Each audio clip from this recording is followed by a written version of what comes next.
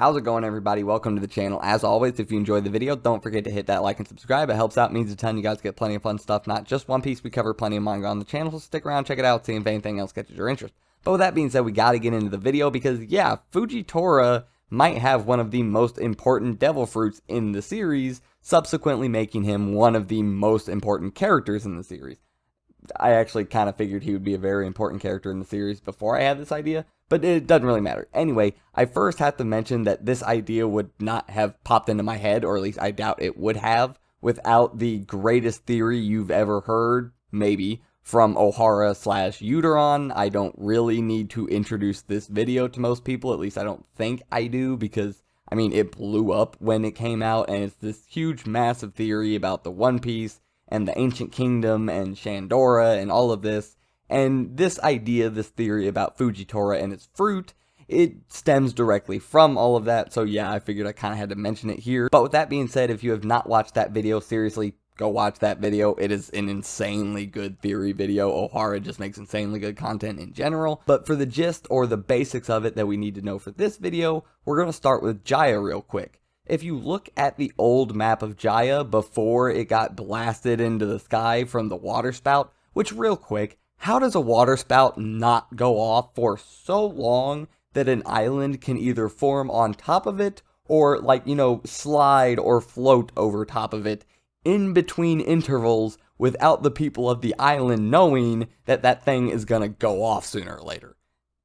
How does it just not happen for so long and then start happening again? Anyway, it doesn't matter. Either way, the original map of Jaya. Well, if you look at the right eye of Jaya, you can see the little city of Shandora, or whatever, the golden city of Shandora. You can see it there. But when you look at the left eye, there's nothing there. It's already completely vacant. This is before Jaya got shot up by the water spout. This is where Uteron and Ohara theorized that the original ancient kingdom that we've heard about of being enemies with the world government, you know, the kingdom that Clover was about to mention on the island of Ohara before it got nuked and his brains got nuked, yeah, that ancient kingdom.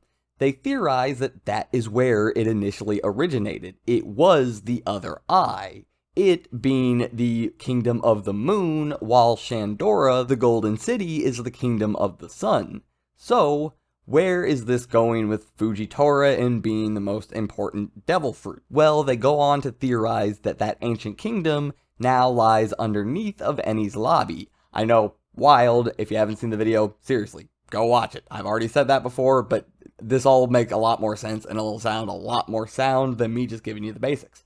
Anyway, we are also thinking that this ancient kingdom is probably the island of Laugh-Tale, which would be Luffy's end goal to reach. So, we're eventually going to make it down there. But I feel like something a little bit more needs to happen with it. What better way to spark this big revolution, this big endgame fight to dethrone the world government? What better way to spark that than by airing out the world government's dirty laundry for the entire world to see after the world government has been literally covering it up this entire time with Enies Lobby, their island of justice? I think that would be pretty huge and pretty eventful.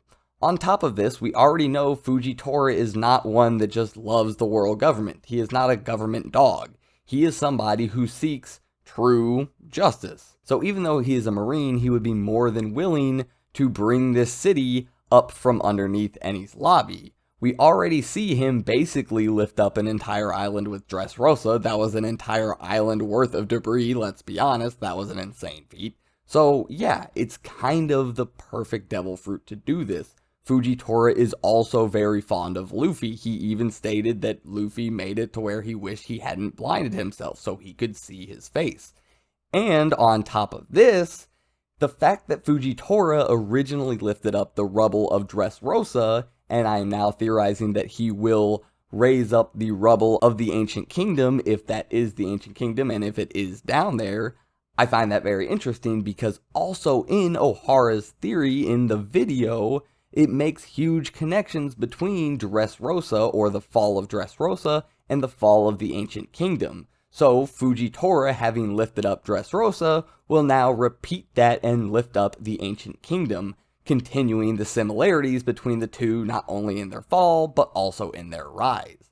I really love this little bit of addition, and I think Fujitora fits this spot perfectly as not only a character, but with the power he has. He has the perfect ability to lift it up and show the entire world what the government has been hiding. And like I said, with this character, that is just a bonus on top. So yeah, the fact that this all fits into, in my eyes, pretty perfectly with this huge theory video that I really did enjoy. I enjoyed most of the ideas and theories in that video. Also, the presentation was amazing.